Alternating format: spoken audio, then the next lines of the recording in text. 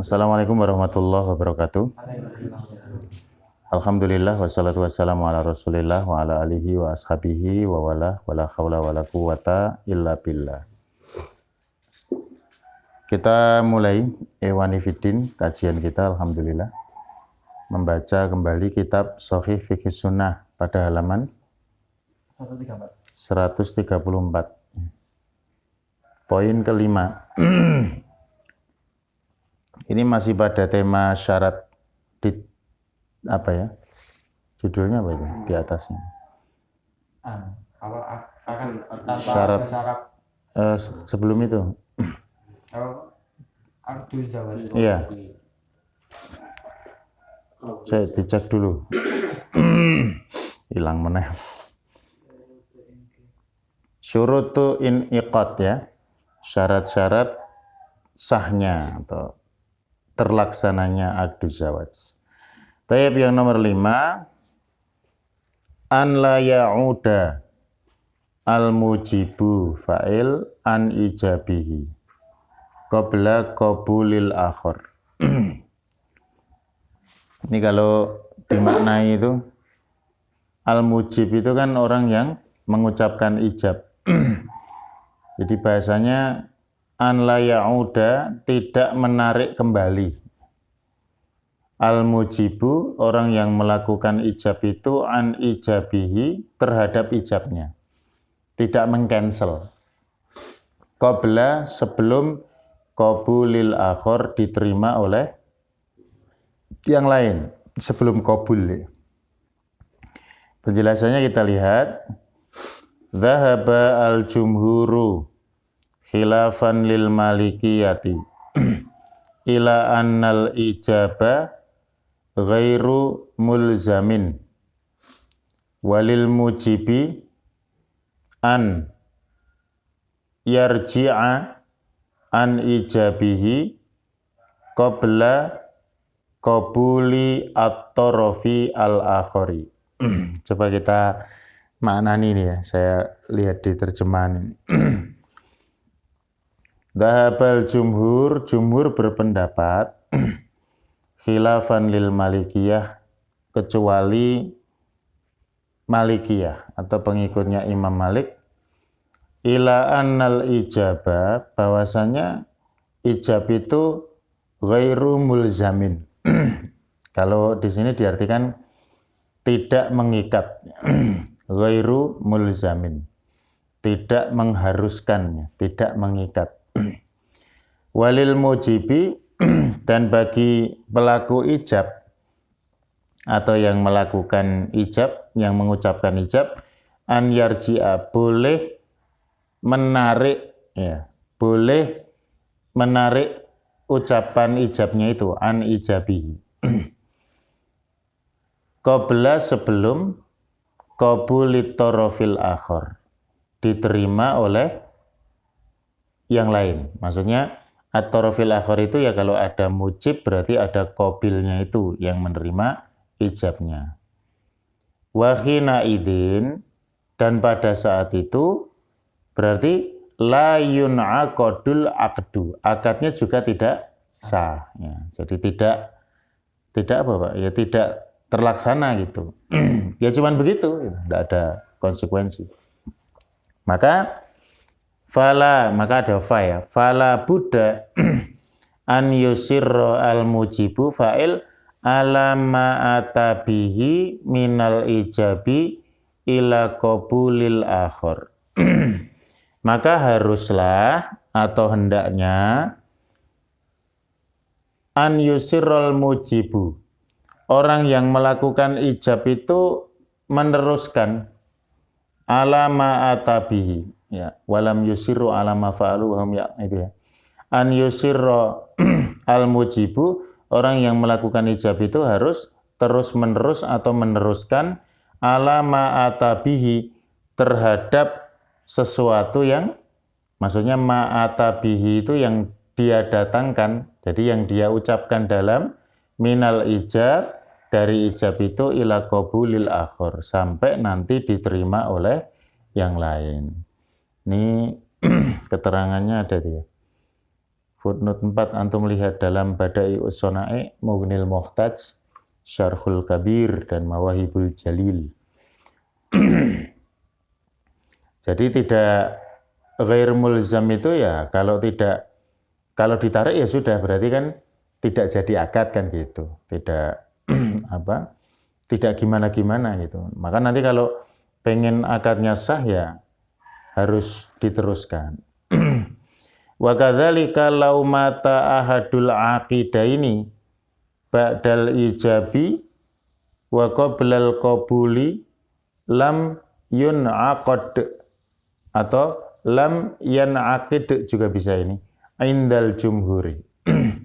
Wa kadzalika demikian juga law mata, sekiranya meninggal dunia, ahadul aqidaini, satu dari kedua pelaku akad, ba'dal ijab, setelah ijab, wa qablal qabuli, dan sebelum qabul, lam yun'aqad indal jumhuri, maka tidaklah disahkan akad nikah itu indal jumhur menurut mayoritas ulama.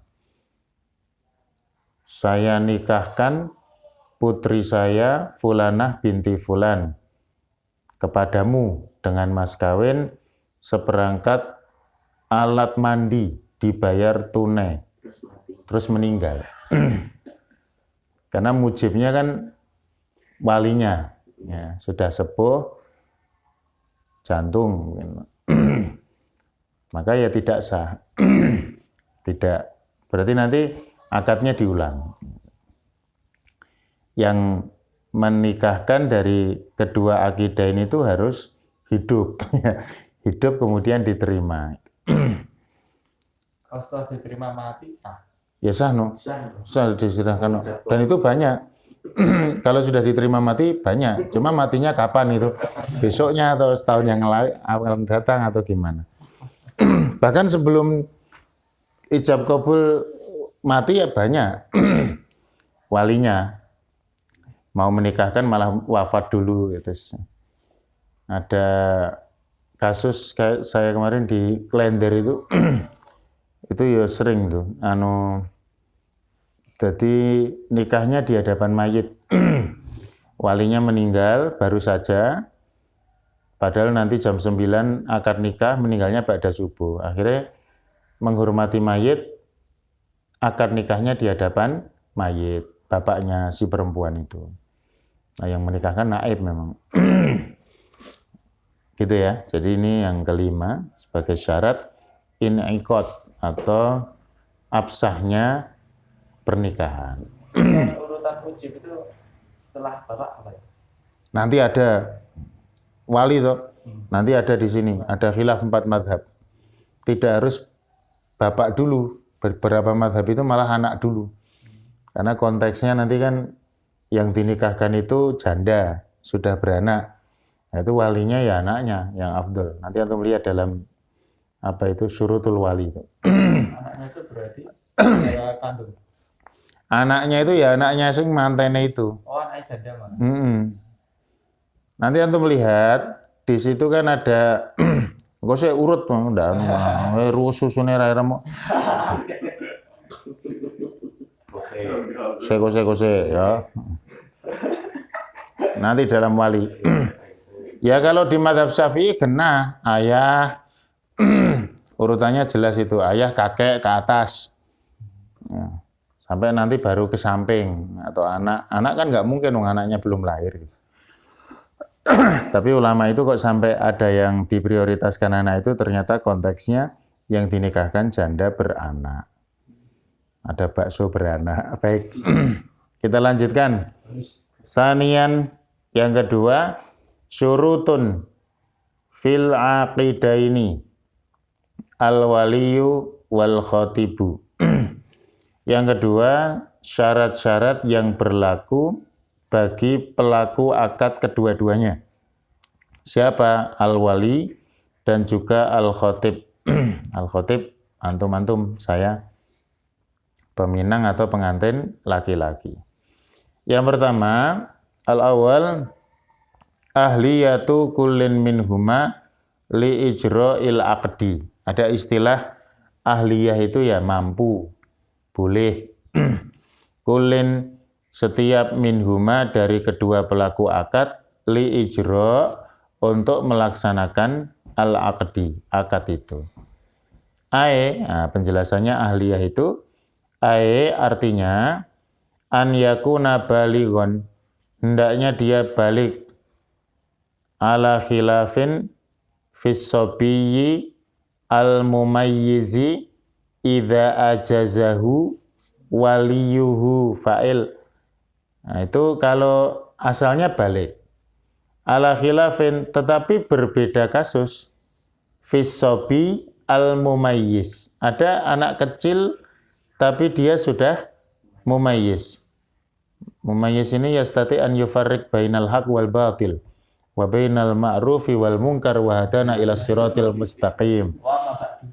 Labib Mu'tasim kali ini. Mengikuti Ustadz Yunus ya. Ganti dulu Beb. Lalu ganti malah wadana ila siratil munhanin repot. As-sabi, jadi ada anak tapi dia mumayyiz. Boleh idza ajazahu waliyuhu, kalau bapaknya membolehkan. Nah, jadi intinya ya balik ya. Maka kan kalau di mazhab Syafi'i memang agak ketat itu. Jadi saksi itu kadang tidak diterima kalau belum nikah. Sampean ditekoki karo naib. Nikah apa dereng? Dereng. Ganti orang kenatan. Ya. Sebenarnya enggak apa-apa. Rasyid dan akilan, lanjutannya balighun tadi. Jadi dia rasyid. Rasyid itu apa? Ya rasyid itu kayak antum kayak saya ini mudah-mudahan bahasanya apa ya? Rasyid itu tidak fasik ya. Akilan dan berakal. Rasyid itu bukan apa jenengnya? Ya dewasa dan tidak fasik memang. Baik. Jadi yang pertama itu. Yang kedua, an yakuna lahuma al-haqqu. Tadi kita kaji ya. Isim yakun, takdirnya an yakun al-haqqu lahuma. Tapi khabar yakunnya mana? Sibul jumlah lahuma itu. Ya. An yakuna lahumal haqqu fi insya'il aqdi. Keduanya mempunyai hak untuk melaksanakan akad. Bi an yaqida al-balighu fa'il al-aqilu ar-rasyidu li nafsihi. Yaitu tatkala si pelaku akad itu dia melakukan akad, bi an yaqida, melakukan akad, dia balik akil rasyid li nafsihi. Nah, rasyid itu ya menguasai dirinya gitu, disadar. Ya wis dewasa gitu kalau bahasa kita. Atau bisa jadi ya aqidah lahu, ya aqidah kita baca ya aqidah aja ya, maktuf ke ya aqidah yang di depan. Bi'an ya aqidah, jadi au ya aqidah lahu wakiluhu bitaklifihi bil aqdi lahu. Dan juga melakukan akad lahu bagi ya pengantin atau salah satu dari dua akid, wakilnya. Berarti yang melakukan akad wakilnya, wakiluhu.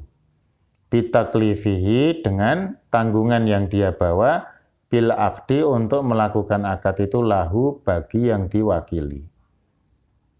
Ya. Jadi bisa wakilnya.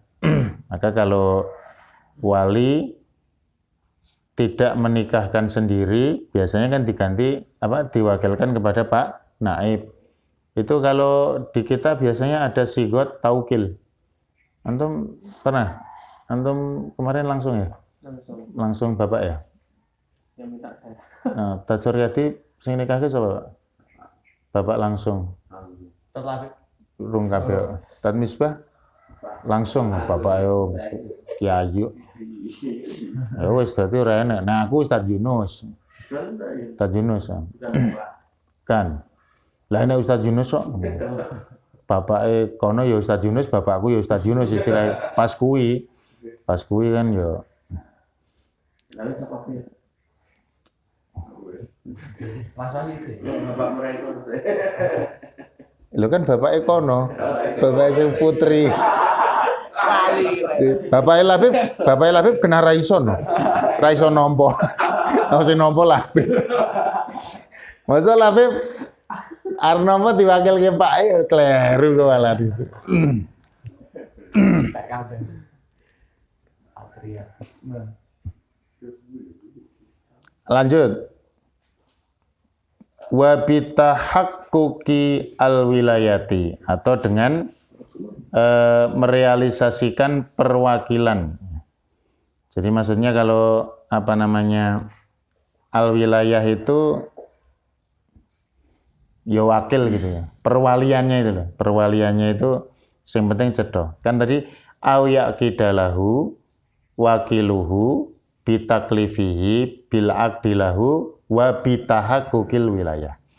Tatkala yang berakad itu wakilnya dengan taklif atau tanggungan untuk melakukan akad itu dan dengan merealisasikan perwalian. Jadi ada taukil ya istilahnya.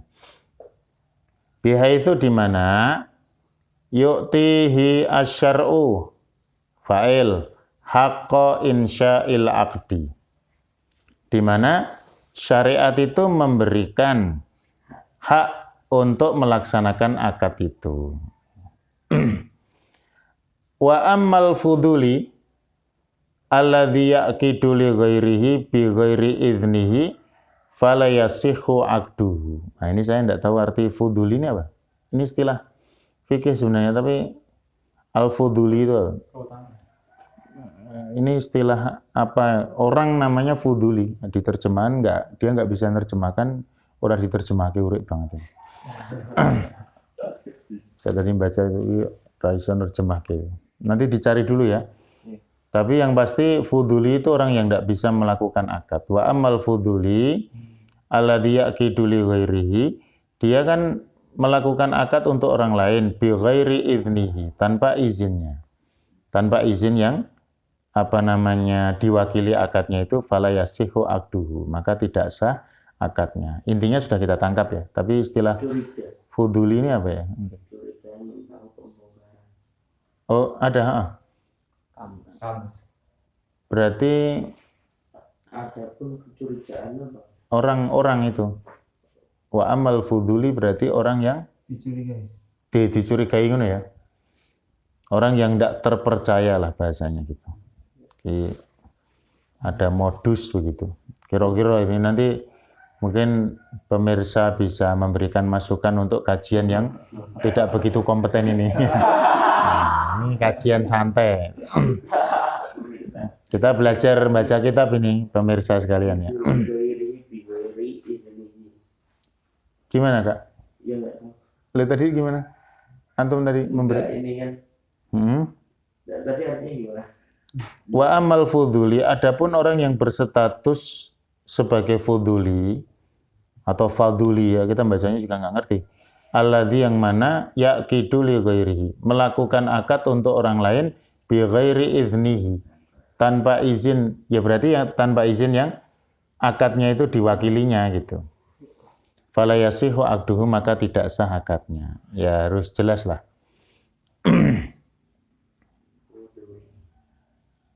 Atau faduli, faduli atau apa ya, sambil dicari-cari Tat Misbah. Al-umur lati la ta'nihi. Idan alladzi la yafham. Ya berarti wong bodoh ya. Dia orang idiot atau orang bodoh gitu. Nggak ngerti tentang itu. Taib.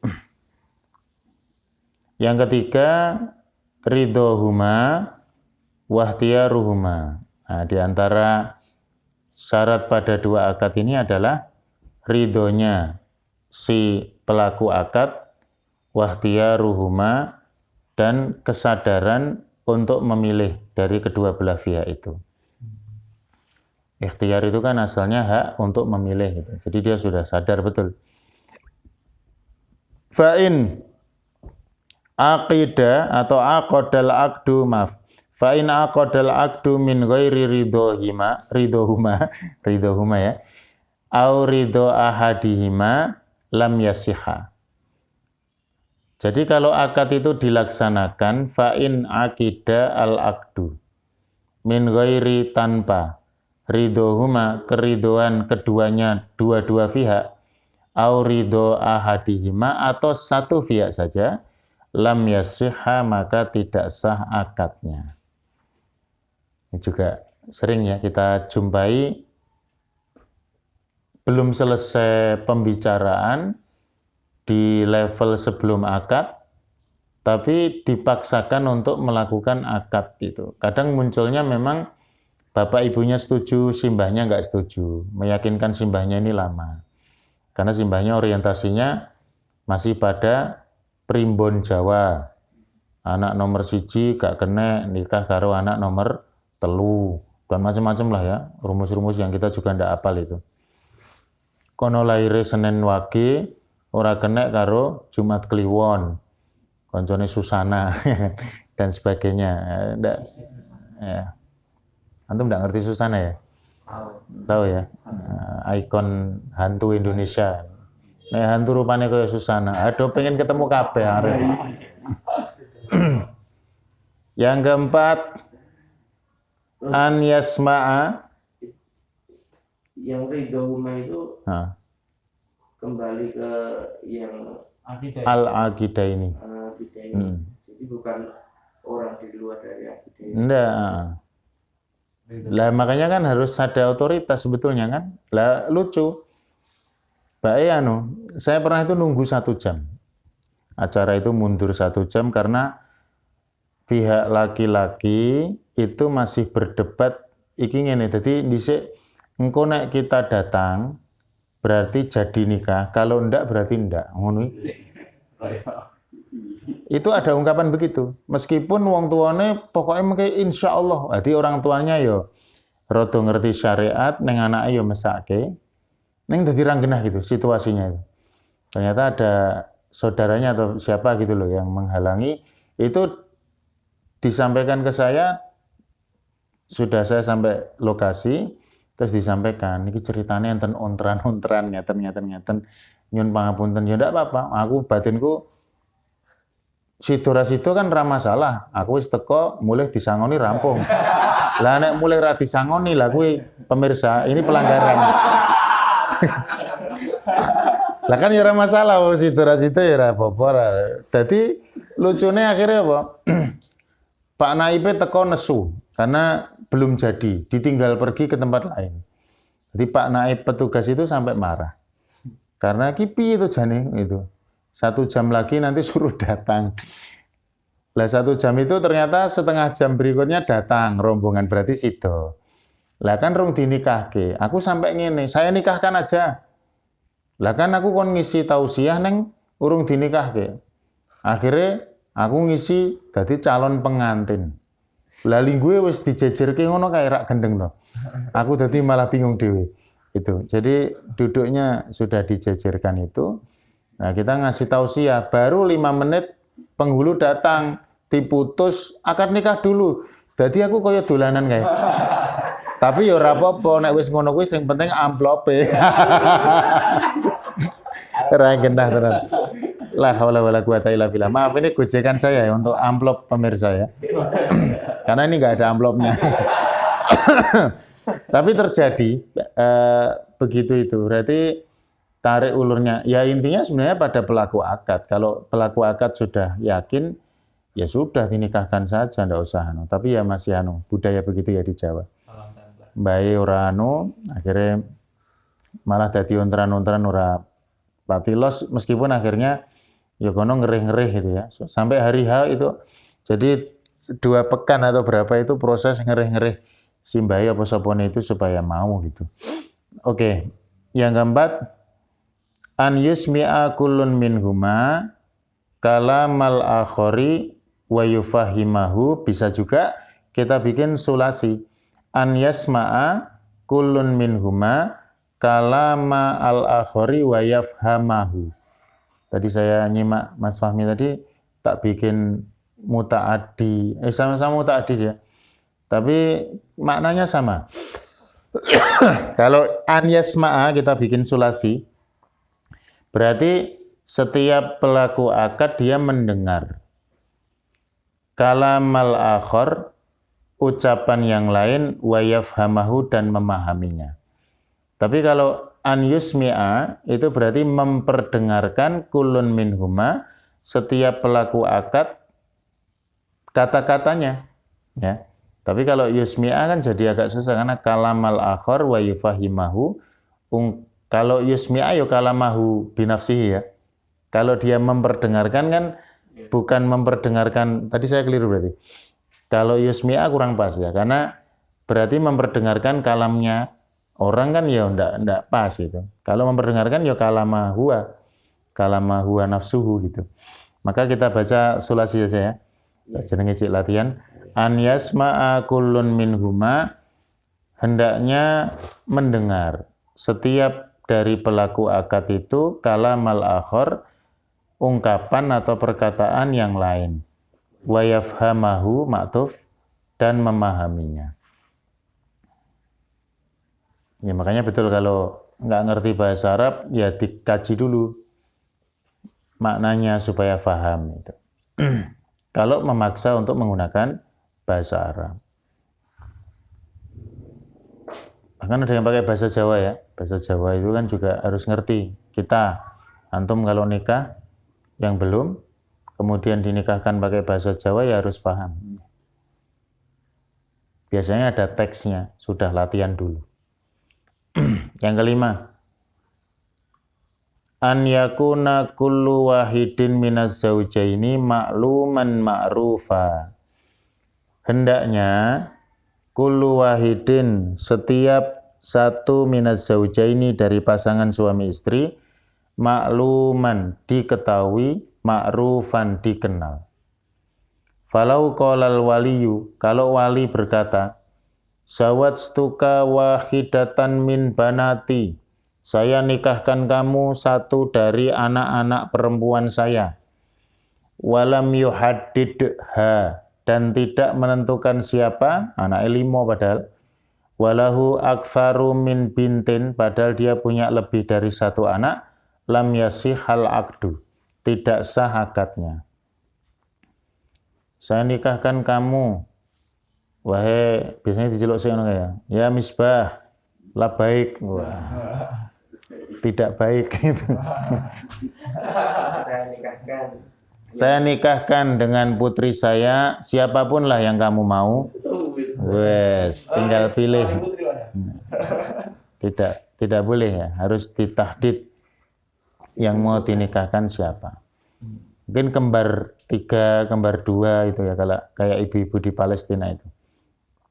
Putrane iso kembar 5, 6, Masya Allah. Mantap sekali. Dan mereka hebat, ya. Jadi hubungan suami istri itu ya jihad tenan itu. Jadi siang berjihad melawan Yahudi, malam berjihad melawan suami istrinya. Itu mantap sekali. Siang malam jihad. Maka antum ini nikah gedang jihad itu. Tapi itu butuh luar biasa memang, ibu-ibu di Palestina itu, ya. Dan kita kalau baca atau mendengarkan ceramah tentang itu kan Masya Allah, memang biar saja dilepas kan, diopeni ngasih gede terus diculke, mati gawe meneh kan elok tenan prinsip itu. Jadi diuri-uri supaya jadi mujahid luar biasa. Nah, awake dhewe kan diuri-uri digedhekke ben dadi PNS itu. Ya ora apa-apa ku ya dadi, oh ya butuh ya. Tapi itu banget ngono lho. Ngono lagi usia balik, usia dia sudah bisa intifadhah langsung. Dilepas itu Masya Allah. Kemarin Syekh Mahmud, siapa itu? Syekh Mahmud ya, yang Rodsya itu, ya. Dr. Mahmud itu. Mahmud Syarif itu. An la yakuna baina zaujaini sababun. Isim yakun, ya. Li tahrimiz zawaj. Nah, syarat yang ke-6 pada dua pelaku akad itu an la yakuna, hendaknya tidak ada baina zaujaini di antara kedua pasangan sababun, satu sebab li tahrimiz zawaj yang menjadikan pernikahan itu haram. Misalkan mahram persusuan dan sebagainya, itu hati-hati banget. Wis jatuh cinta bae saudara sepersusuan. Ora apa-apa sepersusuan aku ora apa-apa to, Bu. Aku bacut seneng kok.